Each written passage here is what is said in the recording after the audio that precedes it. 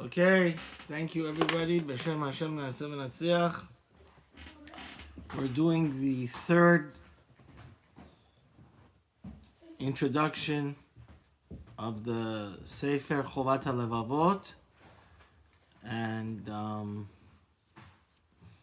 again to reiterate, the Sefer Chovat Halevavot is talking about, it's the real first Musar Sefer. It was written almost 1,000 years ago, and he wants to focus on the fact that the same way we have thousands of halachot regarding the most minute details, a person's heart should be pure and sincere, and it should be full of love of God. So he says over here, very interesting, one of the most common themes in today's culture. He says wisdom could be divided into three different categories. First, החלק הראשון הוא חוכמת הטבע, to know nature, right? Science. המלט את הטבע כל הנבראים תוכנם. It talks about the, biology, chemistry, right? What different materials are made out of. וכיצד הם משתנים מטבעת וחוזרים אל טבעם, right? If you know chemistry or different types of... when he was around, they didn't know what atomic energy was. But physics and stuff, but they knew what biology and chemistry was, so how to melt something and put it back into that. והחלק השני הוא חוכמת השימוש, הכוללת חוכמה ועוזרת לאדם להשתמש בנבראים לצרכים כמו חשבון. He says there's another part of science or secular studies, like mathematics, right? That's different than chemistry and biology. I'll do back into ours. המידות, התיכות והניגוד. For example, for example, geometry, these types of things, music, right? And he says, of course, the third type of wisdom is godly wisdom. What does that teach us what to do?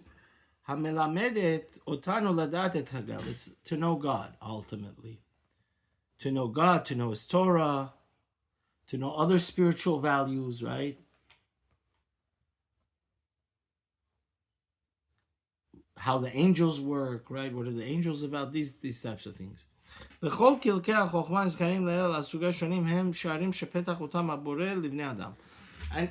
to review, last week, he said the greatest gift that God gave mankind is not physical, not sexual, not eating. It's the wisdom. Is understanding, right? To become enlightened. So he said, he says, really, all these different segments of wisdom we have to use to understand God. You understand? That's the mashal. It was just Hanukkah last week, just literally a few days ago. They said that each branch, the grasses, and it's a beautiful, beautiful mashal, right? So when you have wisdom, you're enlightened, right? So the menorah has 7 branches.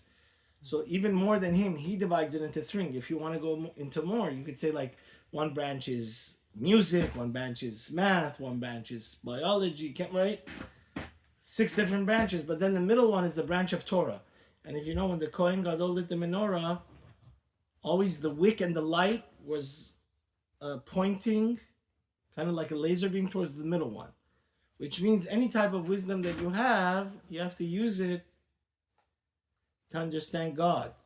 Because there's no such thing as Mother Nature, right? It's all one menorah. It's all one entity. It's all one God. And he says, you have to understand God and the world. And he explains down here, the Pitchei Lev explains, Ki ha'adam lo nivra ela she'amel la'ashiv et ha'torah v'la'avod et Hashem. Right? So, everything that Hashem created in the world, and everything that's created now, like I was just talking to your brother, so let's say the moon, the stars, the water, air, it's all created for person, and mankind was created to know God, especially the Jews. But the Brisker Rav brings a diuk from Rashi that explains this. That's not only the things that were created from the beginning of mankind, even the no creations like millions of hours of Torah, if not billions of, is studied because people are able to see shiurim online. So even the internet, right? Everything that you see, the smartphone, this, that, is for us to have a better understanding of Hashem. He says there's certain types of wisdom that are more spiritual and are more necessary to understand the Torah. And also there's certain types of wisdom that is more beneficial for the whole world. Now he explains this. So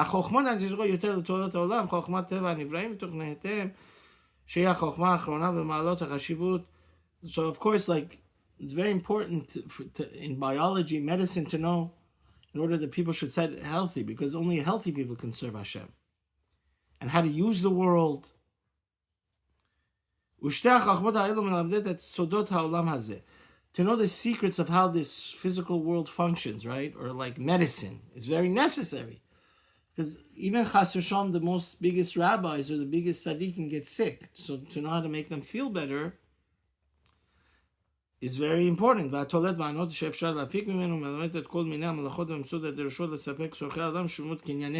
he says, for sure, anything that, like agricultural, if we don't know how to use technology to help us grow food, then people are going to, right? So these basic needs, things that have a direct correlation to how people can be healthy and be viable and sustain and have water, right? Like Israel is the leader right now in the world in taking salt water, because if you don't water, you'll die. So he's saying these types of things are very important because they're essential to our existence.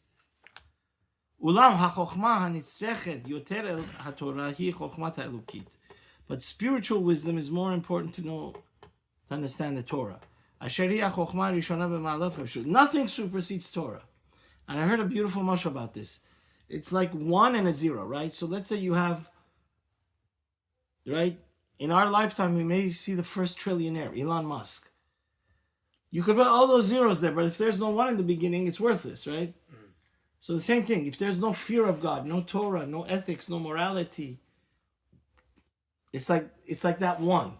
So you could put all the zeros you want. But if there's not first 1 at the beginning of the numeral, it all's what? All you're left with is a bunch of zeros. So, ואנחנו חייבים ללמוד אותה רק כדי להבין את תורתנו הקדושה. He says that we have to learn it, אבל ללמוד אותה כדי להנות על המזה אסור לנו. He says, but we shouldn't, and this is very important actually for our generation, because I just saw a flyer. This company has 6 different Pesach programs, and whatever. We don't want to get too yeshivish here, but on a too much of a high level, we're talking to a more general audience. But what he's trying to say here is that when we use the blessings of this world for selfish reasons, and then it becomes an ends versus a means, that's when we lost the game. You understand? So if a person, and I was telling a few of the young people in our community, the young, good boys, but like, we have to use the world to get closer to Hashem, not abuse it. So let me give you a perfect example of this. If a person eats so much cholent on Shabbat, or a person eats so much Friday night, he eats like a pig, that he's not able to learn a few hours, at least Friday night, he's not able to learn, Shabbat is not meant to sleep the whole time. This is totally, our rabbi, Harav Eliezer ben David, was like, you've missed the boat. So in the end of the day, somebody that is whole Shabbat, he becomes like a drunk alcoholic, right? Again, another thing that's very prone to abuse is drinking. And then the guy doesn't go out to daven shachrit tomorrow. So the Arizal says, which prayers during the week should you have the most kavanah? Friday night, because already you don't have to worry about your business, you don't have to worry about your clients, you don't have to worry about, right? So then this guy, Shabbat, which is a day that we need to rejuvenate, J-E-W, become a closer Eved Hashem, you abuse it, right? So you, like the Gra says, it says, Shina b'Shabbos ta'anug. Yes, to take a Shabbos nap is ta'anug. Ta'anug is like a delicacy. It doesn't mean you should, in the summer, for example, some people, they finish their meal 1 p.m., then they sleep mincha 7 p.m. They take a 5-hour, 6-hour nap. Also because they drank so much. So again, you understand? When we become gluttonous and selfish and overindulge, that's forbidden. Because yes, you should have pleasure from food so you can be eat healthy and strong, to serve Hashem. Right? So we have to love God, listen to Him, listen to His voice, and become attached to Him. Right? Even when we learn Torah, we shouldn't do it for ulterior motives, right? It used to be that the Chacham, the people that were Talmidei Chachamim, had extreme honor, right? So, if you want to become a Talmid Chacham, should you become a Talmid Chacham because you want to know God or because you want everybody to honor you and bow down to you? No. You should learn out of love of God, not so people would honor you and have that you should. You know how Persians, they worship like Agai Doktor. So it used to be back in the day when people were much more pure Jews, we weren't,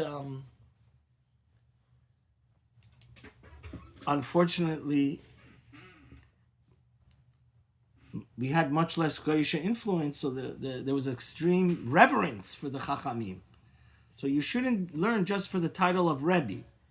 Or that when you're the Rosh Hashiva, right, you sit in the front row and everybody, right, like the Rav sits in the front row. That shouldn't be your motive. Ella lomad me'ahava, you should learn from love. V'sof hakavod level. Then of course, people are going to respect you.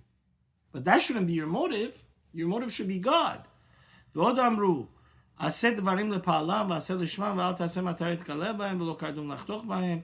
You shouldn't make a business out of it, right? ועוד אמרו, אשרי איש ירא את השם מצוותיו חפץ מאוד, אמר רבי אלעזר מצוותיו ולא בשכר מצוותיו. It says a person should even get to such a high madrega, lofty sophisticatedness in the service of Hashem that he's serving Hashem because it's the right thing to do. For example, if you respect your father, mother, the Torah says you're going to have a long life. So why should you respect your father, mother? Because you're getting a long life or because it's the right thing to do? So it says a person should love the mitzvahs because the mitzvahs are so meaningful, not just because he wants the reward of the mitzvah, right?